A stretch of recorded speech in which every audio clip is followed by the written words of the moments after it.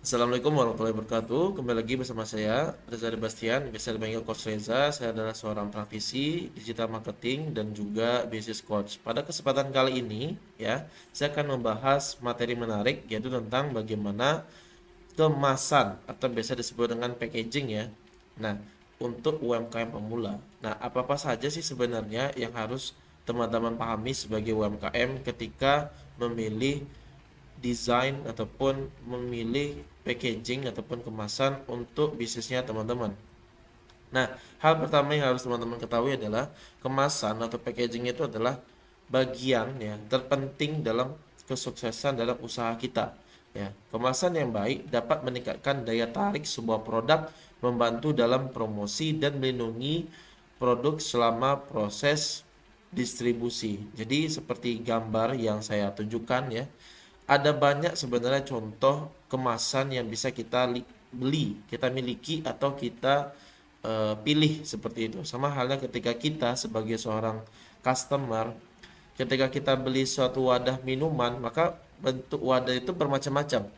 Ada yang dalam bentuk plastikan, ada dalam bentuk botol minuman, ada dalam bentuk bermacam-macam. Jadi kita tidak hanya fokus kepada satu hal aja. Nah, pentingnya kemasan ya untuk produk UMKM ya tentu jelas yang pertama itu adalah membedakan sebuah produk. Jadi kemasan membantu UMKM membedakan produk mereka dari kompetitor. Yang kedua adalah meningkatkan daya tarik ya. Kemasan yang menarik dapat mendapat membuat perhatian ya konsumen dan menarik pembelian dan juga tentunya ya untuk memunculkan branding dari usahanya kita. Jadi kalau kita misalnya jualannya kerupuk ya, apa membedakan kerupuk kita dengan kerupuk yang lain? Maka salah satu faktor terpenting itu adalah packaging kita sangat berbeda dari packagingnya kompetitor kerupuk lainnya seperti itu. Jadi ini di luar dari pembahasan misalnya dari segi rasanya, dari segi jumlahnya, dari segi bahan bakunya. Ini kita bahas salah satunya itu adalah kemasannya, kayak gitu. Nah, maka kalau kita berbicara hal tersebut, maka kita harus tahu fungsi dan tujuannya ya. Jadi masih banyak ya, saya banyak turun ke banyak UMKM itu masih banyak UMKM yang tidak memperdulikan gitu loh kemasannya dengan alasan ya sederhana saja sih kalau saya dengar ya, yaitu adalah budgeting kayak gitu. Yang kedua, ngapain bagus-bagus, yang penting juga laku kayak gitu ya. Sebenarnya itu suatu hal pembenaran yang terlalu sering dibawa sehingga membuat branding UMKM kita tidak menaik kelas kayak gitu. Karena kenapa? Fungsi dari tujuan kemasan itu adalah pertama tentu melindungi produk, benar banget. Yang kedua, nah ini yang saya ingin sampaikan ya, yaitu adalah memberikan informasi. Sedangkan kebanyakan packagingnya UMKM, kemasannya itu hanya sebatas kayak plastik ya. Tahu ya teman-teman, plastik itu nanti dikasih stiker gitu loh. Memang informasi itu bisa kita tambahkan di stiker, tapi itu tidak boleh terlalu lama. Saya tidak menyalahkan UMKM yang menggunakan dengan sistem yang seperti itu ya. Tapi harus ada targetan di mana kita harus bisa upgrade ya, upgrade yang lebih tinggi lagi. Tapi di sini saya tidak harus bilang oh harus pakai yang full print gitu. Oh enggak, tidak harus langsung ya karena itu butuh biaya yang besar. Minimal memang ada sekarang itu kemasan yang sudah pouch gitu loh ya. Bahkan ada yang bagian itu dikasih yang bagian bolongannya. Bolongan itu maksudnya transparan. Jadi kita bisa melihat isi dalam produknya. Konsumen bisa lihat isi dalam produknya. Kayak gitu. Karena itu penting sekali ya. Karena itu situ kita bisa berikan informasi tentang produk, komposisi, cara penggunaan, kadaluarsa, dan lain sebagainya. Yang ketiga, ini juga penting, yaitu adalah memudahkan pengambilan keputusan. Jadi, tentu customer itu terbantu dia dalam memilih produk yang tepat dengan mudah dan cepat. Kebanyakan kita ya, maksud juga saya ya, kadang-kadang ingin membeli suatu produk itu faktor terbesarnya itu adalah dari segi kemasan, teman-teman. Jadi kalau kita misalnya beli coklat misalnya gitu ya. Kalau kita memang tidak terlalu gemar dengan coklat kayak gitu ya. Tentu kita akan melihat dari segi kemasannya dulu ya. Kemasannya bagus nggak? Rapi nggak? kayak gitu loh. Jadi bagaimana kita mengemasnya? Sama kalau kita misalnya jajanan di pasar misalnya, gimana kemasannya? Kemasan itu tidak harus selalu hal yang mewah ya, tapi bagaimana kita membuat citra ya, dalam bentuk produk kita ini memang bersih loh, kayak gitu loh. Jadi emang kita harus perhatikan aspek tersebut. Kemudian elemen-elemen apa yang ada ya, desain kemasan yang efektif. Yang pertama jelas ya, logo ya. Logo yang kuat dan memorable merupakan elemen yang penting untuk membangun brand identitas kita. Kayak gitu. Masalah logo ini nanti akan saya bahas secara terpisah ya. Jadi panjang banget kalau kita bahas tentang logo, tapi sederhananya seperti itu. Yang kedua adalah tipografi. Jadi gimana kita memilih tipografi yang jelas, yang mudah dibaca dan sesuai dengan target market kita. Ya, jangan asal membuat tipografi. Kalau misalnya market kita tuh Gen Z, jangan membuat bahasanya itu dengan bahasa yang tidak sesuai dengan bahasa baby boomers gitu loh, atau sebaliknya marketnya baby boomers tapi bahasanya bahasa Gen Z atau Gen Alpha, yang ada mereka malah bingung beli dengan produk kita. Yang ketiga, dari segi warna ya, warna itu memiliki pengaruh besar terhadap persepsi konsumen ya. Gunakan skema warna yang mana sesuai dengan brand. Nah, masalah warna ini saya juga ada bahas nanti di psikologi warna brand ya. Jadi silakan nih teman-teman juga pelajari juga ya masalah psikologi warna brand kayak gitu.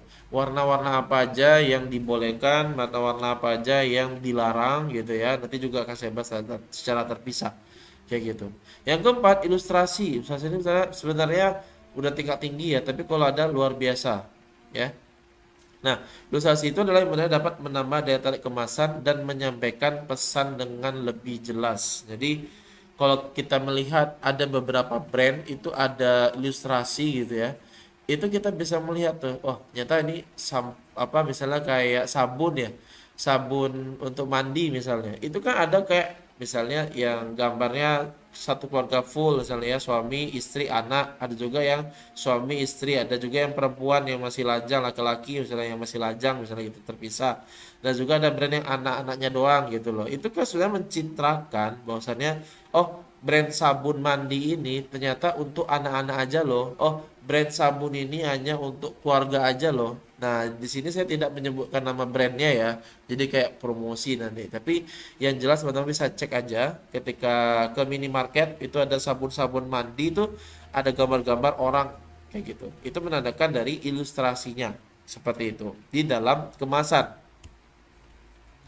Nah, bahan-bahan kemasan yang populer dan ramah lingkungan itu sebenarnya ada berbagai macam. Yang pertama itu bisa dalam bentuk kertas ya, dapat didaur ulang, mudah dibentuk dan ramah lingkungan. Yang kedua, kaca.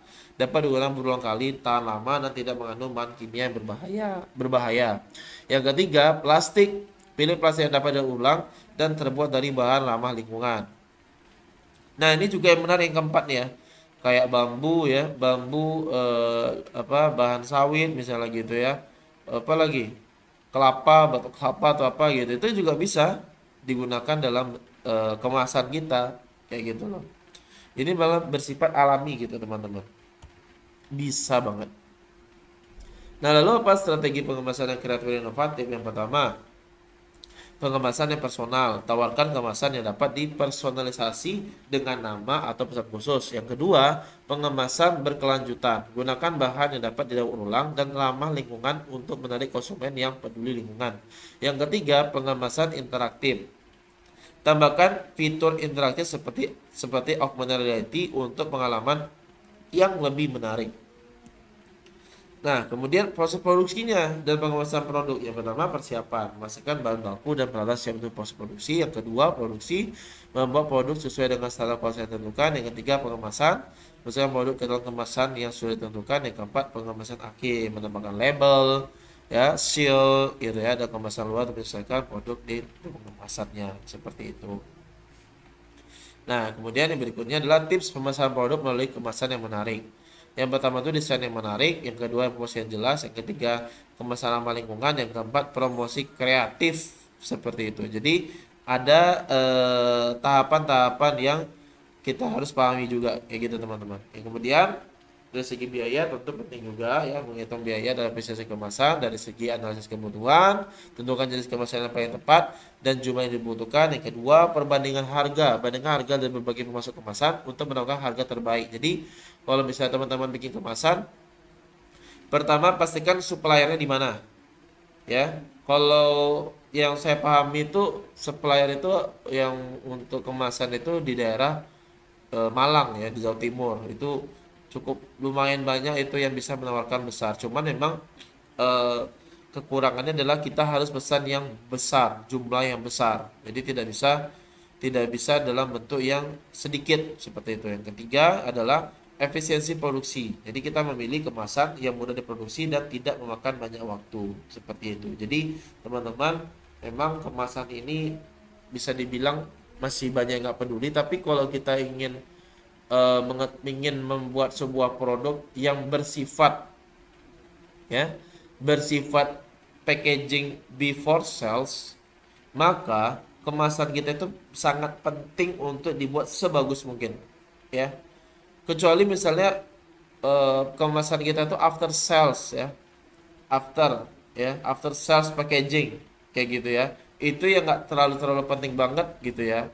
Nah, jadi memang kenapa saya bilang ini penting di UMKM, karena kebanyakan mereka tuh before sales kayak gitu. Nah, apa sih maksud dari before sales packaging sama after sales packaging? Nah, pembahasan khusus nanti juga akan saya bahas apa yang membedakan antara dua jenis kemasan ini, dan mengapa UMKM harus memiliki ilmu kemasan yang sangat tinggi, mengingat dia termasuk di kategori before sales. Nanti akan saya bahas di materi tertentu seperti itu. Jadi kesimpulan yang bisa kita ambil adalah yang pertama adalah sisi keunggulan. Ya, kemasan yang baik, yang bagus itu dapat meningkatkan daya tarik brand identitas dan juga nilai jual pada UMKM. Memang kita itu tidak konsumen itu tidak membeli hanya produknya saja, tapi mereka juga beli kemasannya kayak gitu. Banyak beberapa brand itu produknya sebenarnya biasa aja, beneran biasa aja, cuman karena kemasannya mewah gitu ya, maka orang rela untuk melakukan uang yang banyak gitu loh. Apapun brandnya ya, apapun, mata brand makanan, brand minuman, brand fashion gitu ya, brand brand celana misalnya, brand sepatu misalnya, itu tuh yang menjadi nilainya menjadi mahal itu adalah salah satunya packaging kayak gitu. Jadi teman-teman jangan menyepelekan hal tersebut. Yang kedua, rekomendasinya adalah teliti, berinovasi, dan terus beradaptasi dengan tren kemasan yang terbaru seperti itu. Nah, jadi itulah ya sharing-sharing untuk mengenai bagaimana sih kemasan itu sangat penting ya untuk bagaimana keberlanjutan di UMKM teman-teman. Nah, jadi silakan teman-teman dipelajari. Nanti akan saya bahas lagi lebih rinci tentang packaging ini seperti apa detail-detailnya. Dan jangan lupa untuk subscribe channel ini, semoga membuat saya semakin semangat untuk bikin konten-konten lainnya. Sampai jumpa di video berikutnya. Wassalamualaikum warahmatullahi wabarakatuh.